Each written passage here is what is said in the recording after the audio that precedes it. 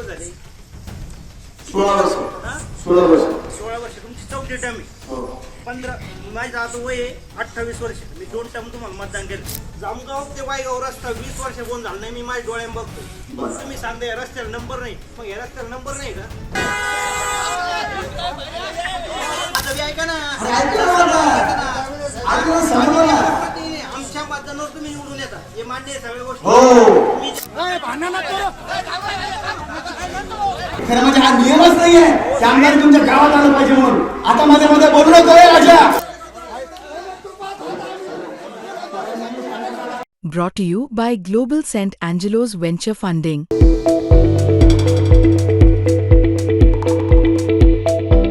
भारतीय जनता पार्टीचे आमदार प्रशांत बंब यांच्या प्रचार सभेत जोरदार राडा झाल्याची घटना समोर आली आहे.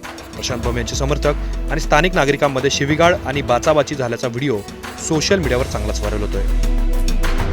जिल्हा परिषद निवडणुकीच्या प्रचारासाठी प्रशांत बंब हे गंगापूर तालुक्यातील नवापूरवाडी या गावात आले होते.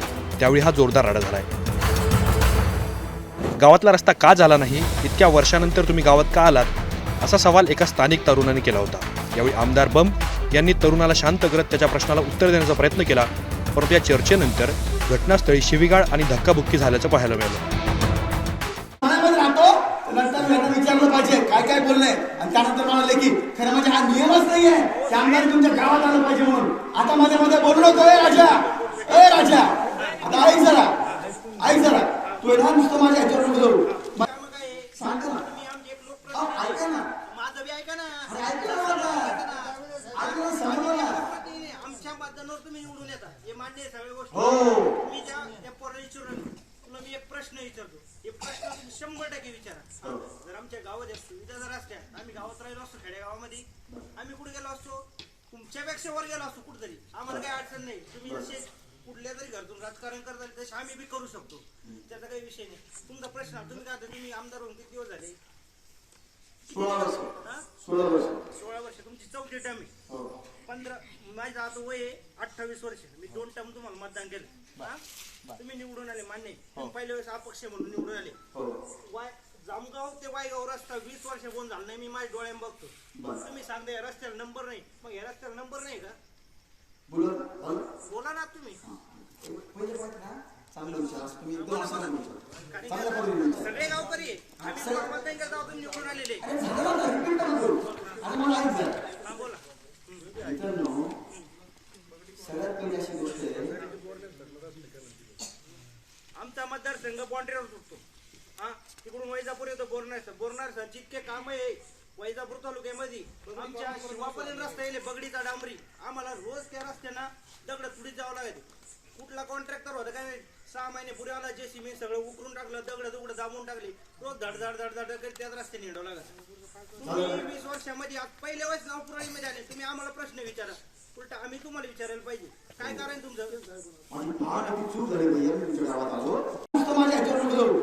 माझ्या ह्याच्यावर भैया ऐक, तुला सगळ्या मतदारसंघाचा विकास एका आमदारांनी 5 वर्षात किती केला पाहिजे हे अजून त्याच्यापेक्षा जास्त नसेल केला ना, उद्या राजीनामा फेकून देईल. आणि ज्या समोर वाले तू आता मध्ये बोललो ना, ऐक जरा काय बोलतो ते सगळे उत्तर दे. तुम्ही संपूर्ण जितके रस्ते आहेत त्या रस्त्यावर माझ्याकडचे 15 वर्षात 80% रस्ते संपवले.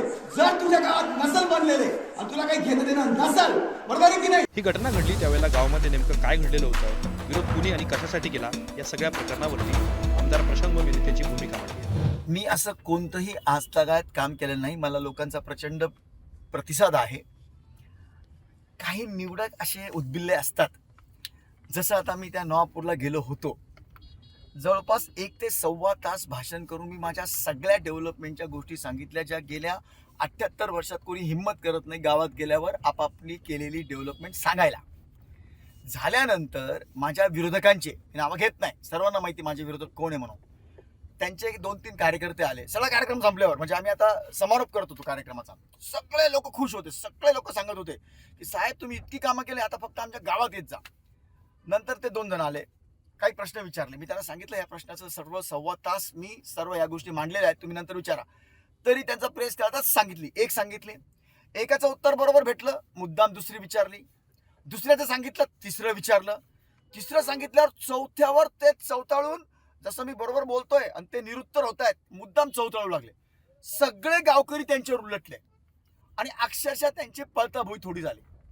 मी उलट आमच्या मित्रांना समजवलं की जाऊ द्या, त्या गावकऱ्यांना मी समजवलं की जाऊ द्या. नाही म्हणे, आमदार साहेब तुम्ही इतकी कामं केलेली आहेत, तुम्ही आमच्या गावात आलेला आहात आणि नालायकपणा असं करू लागले, त्यांना आम्हाला जाब विचारला पाहिजे की त्यांना ठिकाणावर आणतो आम्ही. पण मी मध्ये पडून नाही तर म्हणजे काही पण प्रकार घडला असता. त्यांना अक्षरशः म्हणजे ते त्या दिवशी काय घडलं असतं काही माहित नाही. आणि ते तसंच त्यांचा समोरचे विरोधक माझे होते, त्यांचा तसंच म्हणजे त्यांनी जी मांडणी केली होती ती चीड आणणारी होती सर्वांकरता. आणि म्हणून गावकऱ्यांनी त्यांना हुसकावून लावलं. अक्षरशः जे ओल्ड एजेड लोक होते, म्हातारी लोक, त्यांनी सुद्धा त्यांना सांगितलं की तुम्ही काय करू लागले, असा मुलगा आमदार तुम्हाला भेटणार नाही. ते स्टेजवर येऊन सांगू लागले, तुम्ही पूर्ण कॅसेट, माझे पूर्ण भाषण आल्यापासून तर निघाल्यापर्यंतच्या सगळ्या रेकॉर्डिंग माझ्याकडे आहे. आणि म्हणून या निमित्ताने माझी विनंती आहे, जे कोणी काही दाखवतं सोशल मीडियावर काही पण, त्यांनी सगळ्याच्या सगळा प्रसंग बघून त्याचा निर्णय घेतला पाहिजे. नुसतं छोटंसं कट करून दाखवल्यावर कुणावरही अन्याय होतो असं तुमच्याकडनं अपेक्षित नाही, असं माझं मत.